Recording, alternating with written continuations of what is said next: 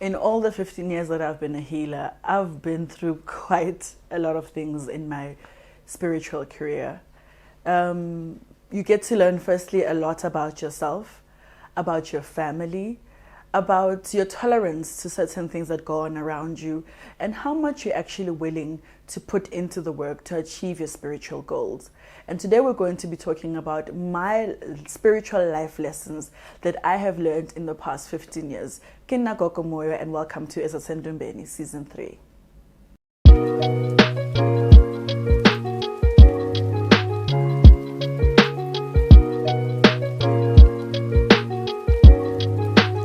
One of the biggest life lessons that I learned in my spiritual career is don't forget to grow with the healer in you. There's always milestones to be achieved. In your spirituality, in terms of how far your ancestors want to elevate to. But there's also the girl or the boy inside who doesn't necessarily remember what they like, what they don't like, who they are anymore, especially when it comes to social things, right? So it's always important to remember who you are. Remember to upgrade yourself. If you didn't get that license a few years ago, make sure that you catch up on it now. If you didn't get to achieve that degree or that goal in terms of a professional or intellectual goals where they are concerned, it's important to catch up on those too, because it helps you become less resentful when it comes to your actual spiritual path. I know spiritual people don't have words like resentment on the tips of their tongue or have anger and frustration. No, that's not true. If you're a true spiritual person, you understand that you should feel all your emotions. You should silence your mind, silence your thoughts, but go into yourself and feel all the things that are happening inside of you. In that way, you'll also get to know when you're speaking, when your ancestors are speaking, and what you're being guided and shown to address or speak on. So one thing that's important, never neglect yourself and grow with the healer in you. Find your niche. Every healer or spiritualist has a niche. We're not talking about an audience like a Gogo Moyo who does a YouTube channel. We're talking about your audience in Dumbeni or in your practice. Find your niche. If you are a person that heals babies, helps women conceive, or you counsel marriages, work on that. Thrive in that space. Try take a course that helps you learn how to maybe do counseling on that level, or maybe learn more about pediatrics on a lighter version, 101 level, where you can actually get to understand the anatomy of a child or a woman's body and the likes. Maybe you're the kind of person that helps other healers to heal. Yes, there is those kind of people or those kind of healers that help abanye abokobela or other people who are inyanga and izangoma to help them be able to deal with their everyday challenges that they experience in Dumbenzabo. So find your niche and thrive in that space, because the more you learn about your niche and you are more accepting of it, then you won't try to jump onto all the trends and become in people's faces, almost even speaking on things that you don't know anything about or enough about. Something else that's also important is it's okay to be a boring healer, because that helps you. Boring is so vast in terms of its meaning, and in the context in which I mean it, it's okay to not always be a social media gogo. You don't have to do interviews if it was Lako is not into that. You don't have to start a channel and start educating if it was Lako is not into that. Everyone knows at this level that if it was Lako does not subscribe and approve of something, you won't necessarily have a successful reign in you trying to achieve that particular goal. And the thing about being an over-sensational person is if you find yourself in the wrong area, in the wrong market, in the wrong niche, with the wrong audience, you're going to always have to be extra and have a drama-filled life just so that you can remain relevant. And it's always going to make you want to poke at the bear, speak on things that you shouldn't be in people's business, or want to talk about what other people are doing or fights that are happening on social media. Whereas sometimes it's okay to just observe and watch, because even that is a life lesson. You get to experience certain things from watching other people. You don't always have to see it face to face happening naturally in your life for it to be a life lesson. So sometimes to be a boring healer is actually quite a nicer version of you being true and honoring yourself, because it's more sustainable than trying to be sensational. Remember to read a lot. Educate yourself. Pick up a book and research. Social media is not necessarily the best place for you to try learn, especially in these Facebook groups. I mean, go and search the term Baporofeta or Izangoma on Facebook and see how many groups pop up. Yes, some of them have some kind of knowledge to them, but it's always opinion-based. Much like my channel, it's opinion-based. I don't have facts or anything like that, or have professors speaking to my experiences, but they're always still my opinions. They're still my reality. So pick up a book and read up on the things that excite you, that you are noticing in Dumbenzako. And if you can't find them, that is an encouragement and your cue to write the literature that you need. Try find a group of people around you who are like-minded. Go interview them. Let that be the first version of the conversation that you want to start, because it's also part of us preserving our own culture and our own history. Don't fall into the trap that God and ancestry do not coexist. You have your own version of how you got to become a healer, what your background was. You used to be a church-going girl. You come from a very strong Christian family background. And despite what you've been taught, you also got to see that it's given you countless times and countless instances where you got to see ngamehlo wakho, or you got to hear tales about the things that you were doing or saying, which turned out to be quite prophetic and quite educational. So don't be caught in the fact that God does not subscribe to, doesn't want you to have other gods and all those kind of quotes that they like to throw out when you ever have that debate, but have your own true account. And it's always good to balance, because your energy is energy in spite of where you take it. You can be a good person and go to the church and find really horrible people. You can be a great person and come even go men and find really horrible people. So don't take other people's word and account as facts or more important than what actually exists inside of your heart. So don't fall into the trap. Energy is energy, and if it's true, you will know.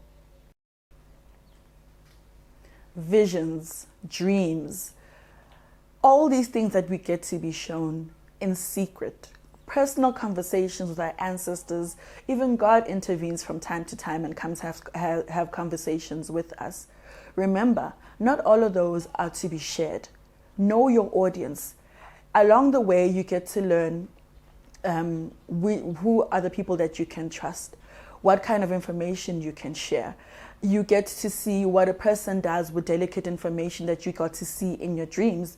So know your audience. Don't always share things. And sometimes it's even unsafe to put it on social media, because you don't know who's actually watching. A lot of people are under pseudonyms or just names that could not even reflect their true identity. Some of them could be sitting there to just literally observe what's going on in your life and have zero good intentions for you. So refrain from trying to give out personal information on social media when it comes to your spiritual path. Another important thing is for you to learn to practice endumbeni yakho.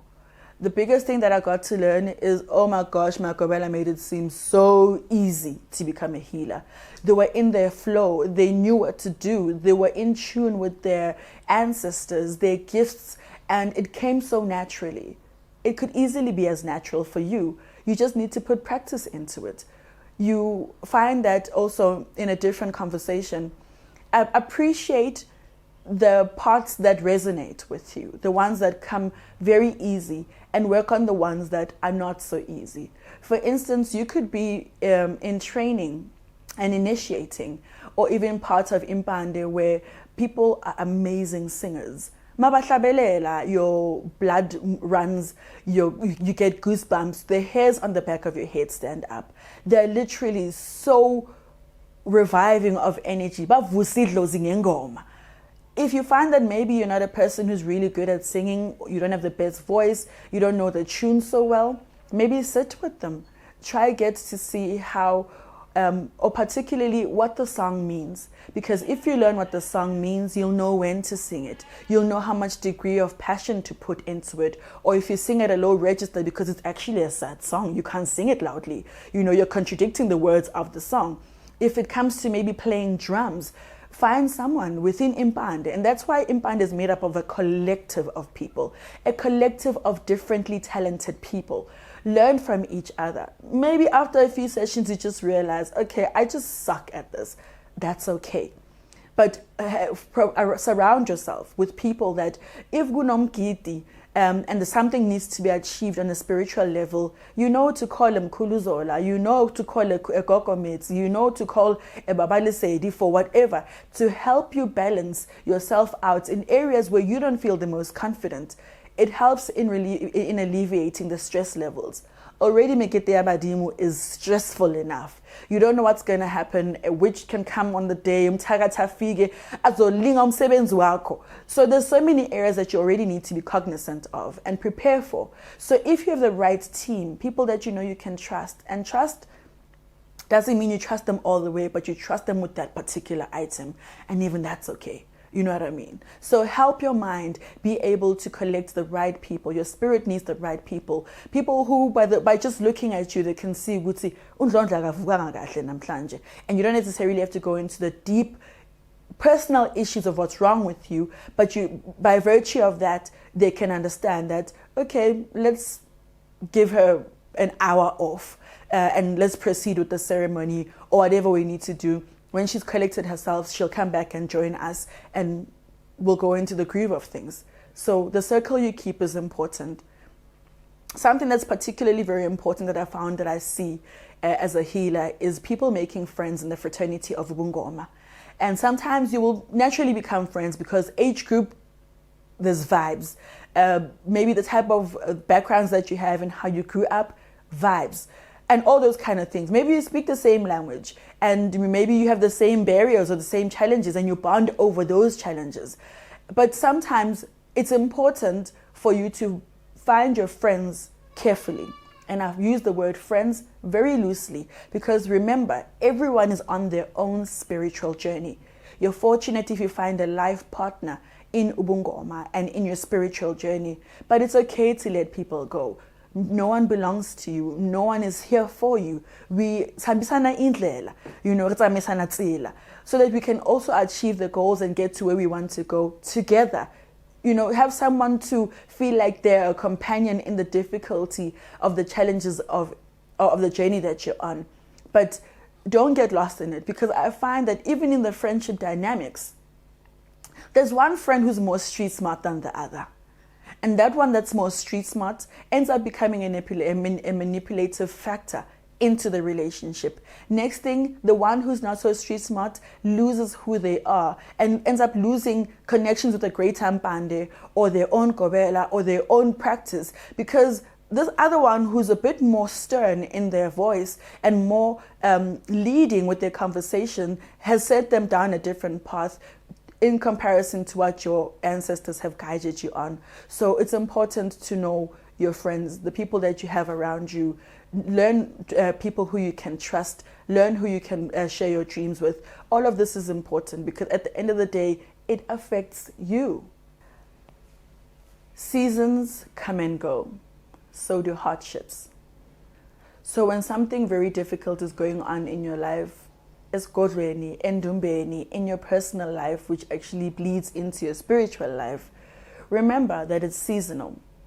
Sometimes it may require you not to even act, to acknowledge, to feel, to sit in it. Sometimes it may need you to thatha ibhakethi uhlanganise imithi uhambe uqhela amagceke. Those things are required for different events. So you must be able to tell the difference when each of the things are happening around you. So learn to discern when you should put your energy into something. I need you to remember that not everybody is going to be happy for you. Yes, sambisana indlela, as I mentioned before. But what if your things become so progressive?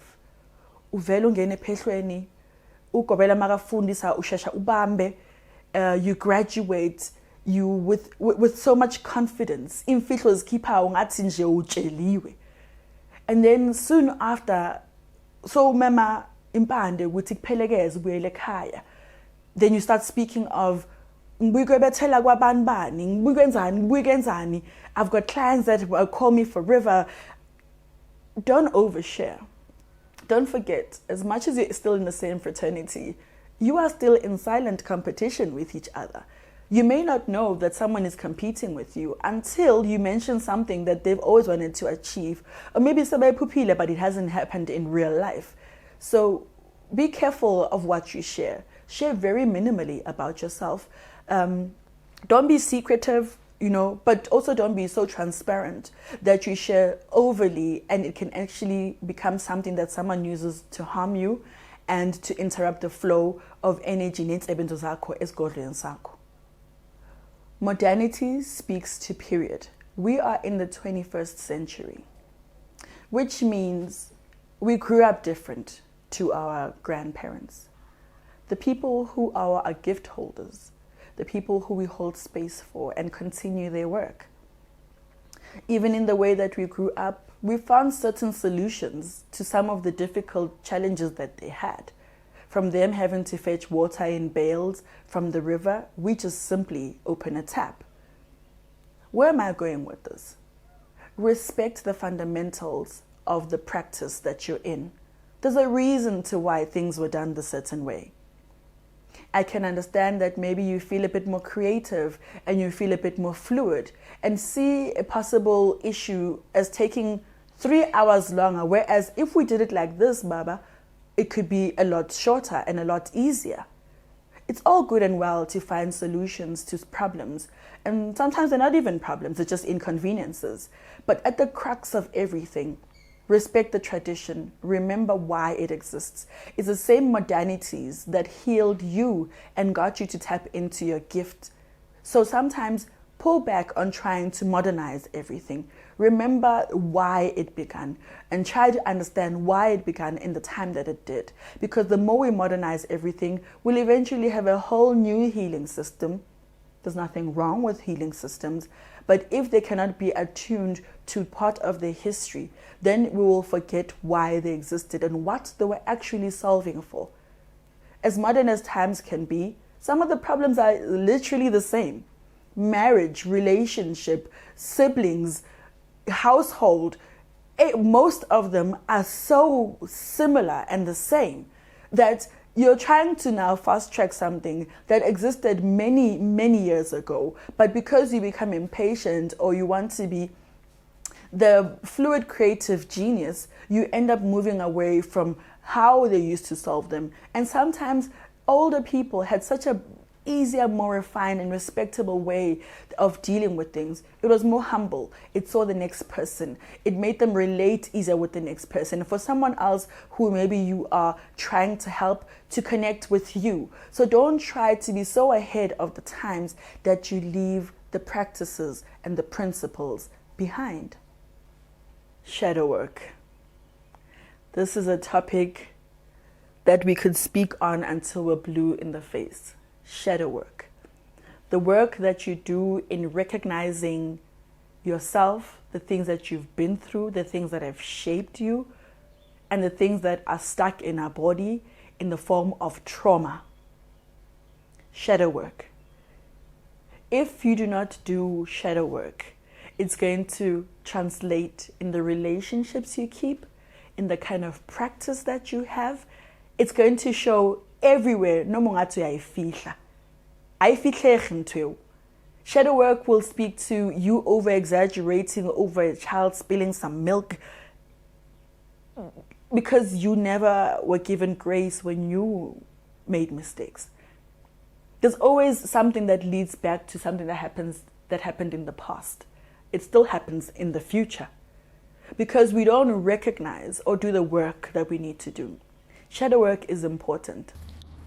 Shadow work is the process of exploring and integrating your shadow self to promote personal growth and healing.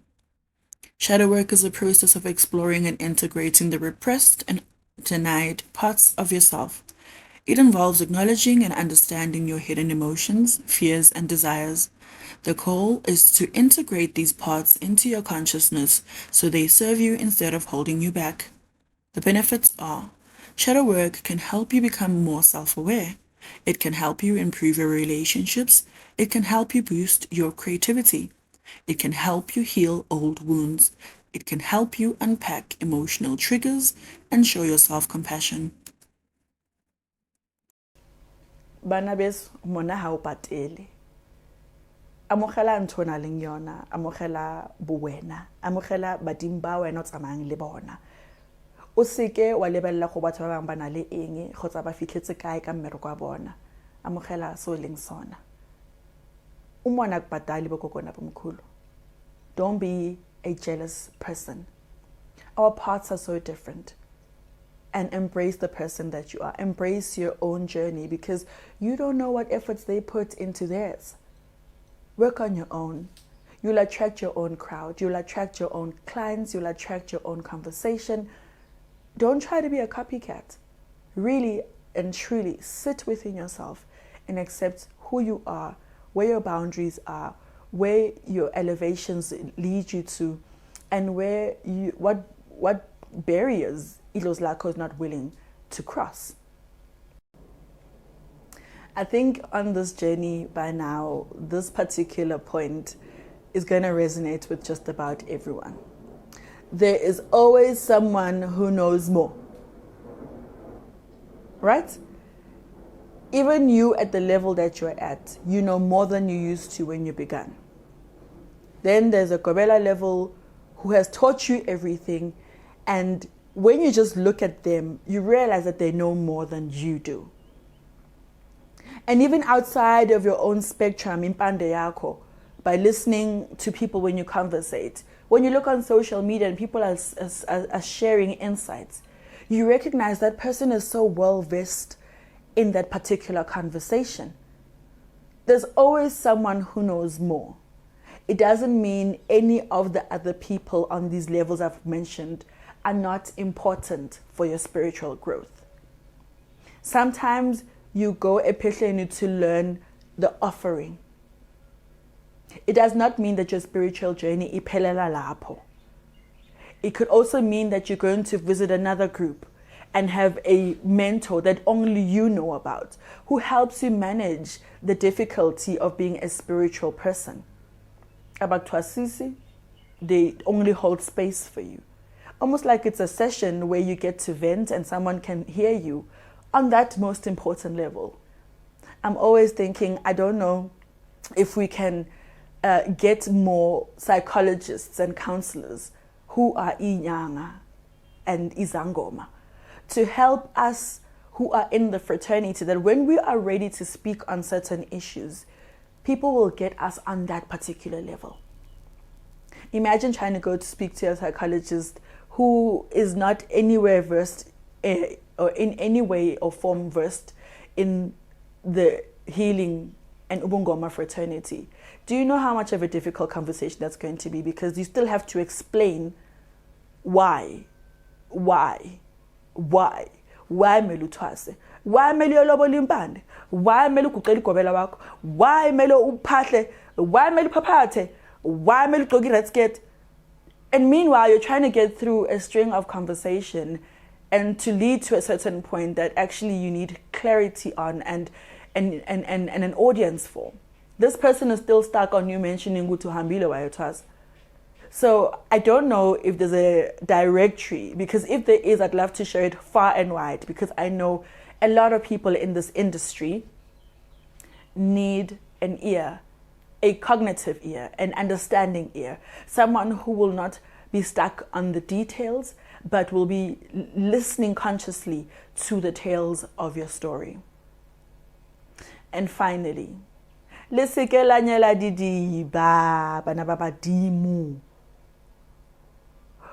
don't shit where you eat. Pardon my French. Don't burn bridges. You don't know what tomorrow holds. So it's all good and well. You were taught by someone. You felt that you were okay. I'm going to step away. That's cool. But how do you orchestrate your exit?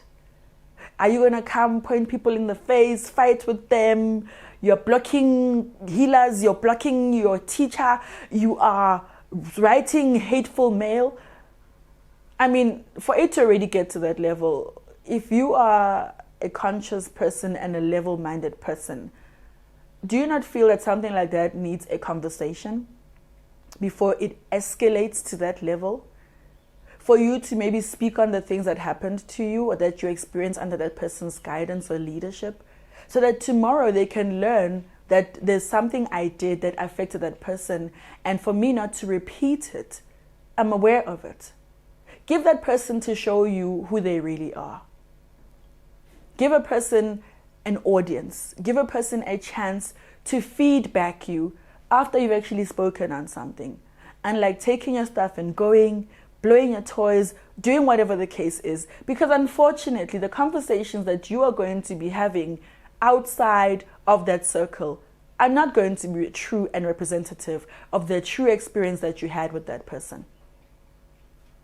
Now you have etched a new seed, a new level of trauma and a new memory in your mind of a version of a person who is not like that, but based on something that happened on a particular day in an instance, or maybe you're thinking ahead of that person. Now you've completely ruined the relationship that you have with that person, which means the likelihood of you having bad dreams about them are going to perpetuate and happen because now you have given that person that stature.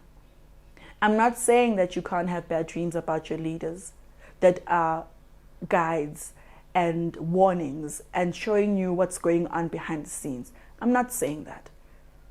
For instance, I'm one of those people that the last thing I do when I'm about to sleep, I'm scrolling through Twitter, I see that Winnie Kumalo has passed away. Oh, snap. And I watch a few videos. Best believe when I go to bed, I'm going to see her featuring in my dream one way or another. It doesn't happen for everyone. Those are my instances. So by virtue of me knowing that about myself, the moment I hold on to a certain consciousness about a person, I'm inevitably exacerbating the dreams I'm going to have of them in that nature. So that's just a bit of thought and a bit of wisdom that I thought I could share with you guys today. Gogo Moyo. I'm your host with the most. And this has been Ezasendumbeni, Season 3. Again, guys, I'm going to be hosting a vision boarding at the end of January. You're more than welcome to join. It's not going to be all over social media. It's going to be in the TGS community, the Gifted Society community. And that's the one that I have on WhatsApp. It's a channel. And if you'd like to join us and learn of the things that I get up to, announcements I make, events that I host, that's where you should go. You will definitely not find it on any other platform. Thank you for joining me today. Gogo Moyo, and it's been a pleasure.